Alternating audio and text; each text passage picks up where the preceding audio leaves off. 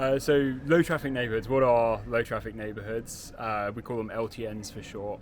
It's basically where you take a neighborhood and you use a series of design interventions to stop traffic from driving through the neighborhood. So you can still drive to every residence, every business within the neighborhood, but you just can't use it as a cut through. These modal filters that we use to achieve the low traffic neighborhood, they can take kind of like any form. Sometimes you might have a diagonal diverter, so cars have to turn, but bikes can pass through. Sometimes these might be physical bollards in the road or trees actually stopping the vehicles. But then maybe you want to allow ambulances and garbage trucks and buses to pass through. So in those cases, the modal filter is just a camera, and that camera will record the license plate of anyone who's not authorised to drive through and issue a fine.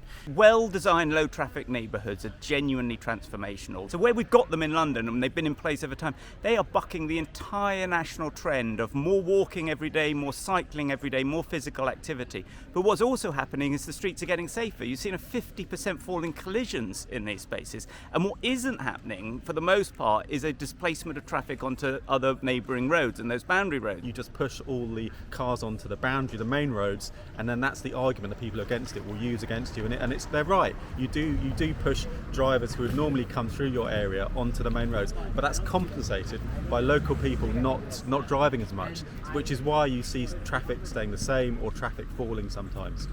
London is made up of 32 boroughs, and Hackney is one of those boroughs. We've had low traffic neighbourhoods for many, many, many years, and people probably have forgotten that they are low traffic neighbourhoods. But since 2019, when some money became available from the government, we've put in low traffic neighbourhoods on 70% of our streets, and they improve the air quality dramatically for everybody. Low traffic neighbourhoods or people-centred streets, which I think is a better way of thinking about these things, are really important to deliver greater equity in our streets and spaces, in our towns and in our cities. Making sure that more vulnerable road users and more vulnerable users of the street just generally are able to negotiate and go about their daily journeys in a much safer way, a more accessible way, a more direct way. And now the local authorities are coming in, putting in planting, play areas, sustainable urban drainage to reduce flood risk. There really isn't anything that those low traffic neighbourhoods don't deliver for those local communities. This is about taking space away from cars who have dominated our streets to creating spaces for people and rebalancing that.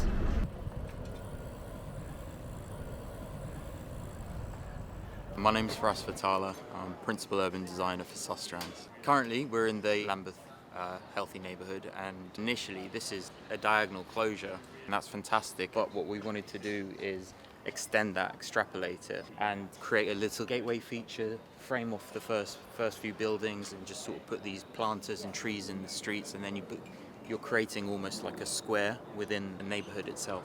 This was one of the COVID experiments, which was again like a very simple scheme, just cameras, signs and lines. After the scheme was made permanent, the council massively invested in the public round to make it a permanent scheme. So as you can see here, it's actually created a spill out space for those businesses. So the cafe has additional space in what used to be the curbside, so car parking. So the point closure itself only allows cyclists to go through, but what we've actually found, where we've put in the footways, we found a lot of pedestrians actually walking in the middle of the street, as you see here.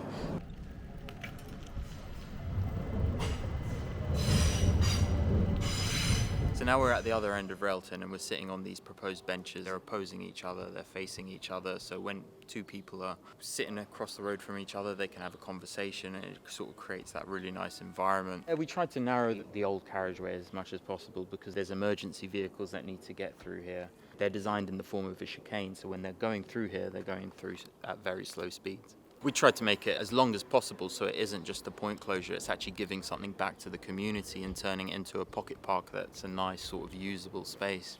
Even the material itself is not your traditional carriageway material, which is quite nice. So we've introduced these new planters. These are sustainable urban drainage systems, so they actually collect runoff water. You have these curved elements, so it's just a bit more of an organic design and flow that's sort of going through them. So they're connected to the local gullies, so it helps in times of flooding. So we're now in the Tulse Hill livable neighbourhood. This street itself on Elm Park is not close to traffic. So what it was previously, it was a two-way street, and there was parking on either side. But because of the low traffic neighbourhood, it has significantly reduced the volume of traffic going through here. We removed all the parking and built the footway out, and we've used that sort of footway space primarily for pedestrians, but then also we've introduced planters, cycle parking, benches. We needed to work with local businesses, we needed to work with local residents, and this pub was being refitted and reopened after a long period of being closed, just as we were here engaging.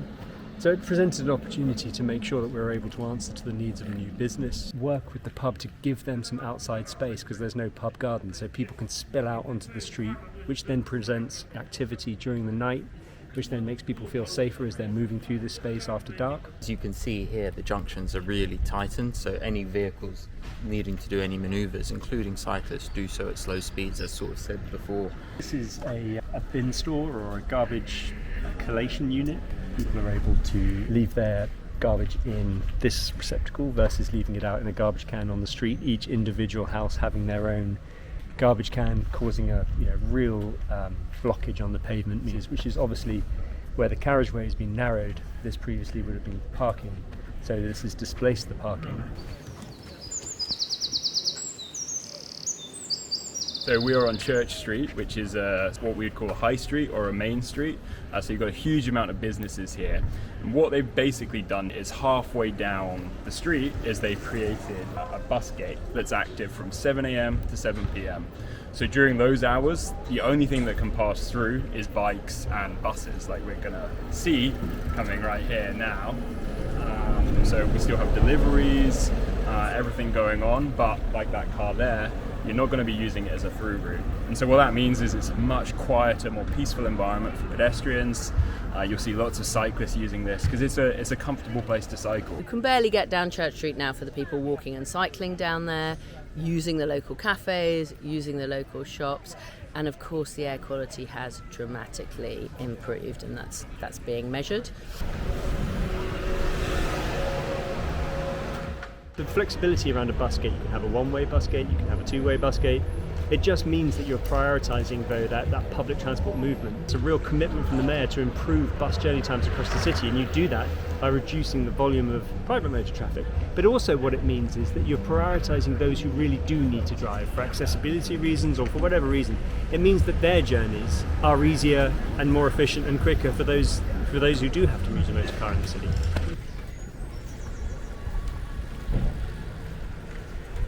So this is a modal filter within the St. Peter's low traffic neighbourhood. It just goes over the canal here. And basically what this does is it stops through traffic from cutting through the neighbourhood. But as you can see, cyclists can still pass through, pedestrians can still pass through. This road has changed massively since this was implemented. This used to have thousands of cars going down it, and now you can see it's basically cyclists, pedestrians, but over there you can see someone still making a delivery, so like cars can still get where they need to go.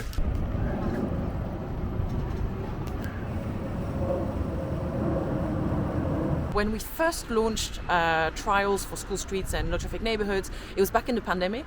And we did them in a kind of very cheap and cheerful way, so essentially some lines, signs and cameras. And some of the feedback that we were getting that LTNs were sometimes too much stick and not enough carrot. And this is definitely a version that takes on board that feedback. So through a tactical urbanism approach, we are really delivering public realm benefits. So as you can see, seating, greening, we're creating a playful and joyful environment, we're adding colour into the streets. So we want to give back something right away from day one to the community.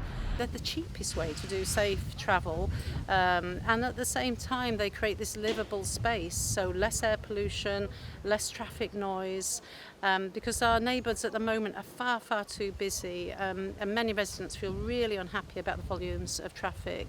The majority of the neighbourhoods in Hackney are covered with low traffic neighbourhoods, and it just makes it a lot easier to get around because we're going through the neighbourhoods. We don't have cars overtaking us. It's reduced traffic a lot. And the difference is enormous. It's fantastic. I mean, you would not believe it. The kids can walk to school now easily. There isn't the shouting, the noise, the pollution, the noise pollution, and it's been a fantastic transformation. They have worked really, really well. You know, people are walking and cycling quite freely through them. There's still too many parked cars, so people are still keeping their options open. They're keeping their car there for the, you know, with their last finger, they'll hold on to the ownership of a car, which is unfortunate. But yes, low traffic neighborhoods are absolutely wonderful. So, oh yeah, tell me a little bit about why we're here. Shall I look into You can the look at the camera or and me, look at just your as long as face? you're facing me. Yeah. So this, where we're actually now, Van Gogh Walk, this isn't actually technically part of a low traffic neighborhood, but it applies the principles of a low traffic neighborhood on a much smaller scale. So just this block over there, it has a modal filter at one end, and it actually just looks like a bunch of trees in a park, but it actually stops traffic from cutting through on this block in particular. And then the other thing that's great about this example is that it shows that you can't just stop traffic. You have to think about the public realm, the design of the space, and really make it, you know, it's not just a restriction, but this is an amenity for residents here.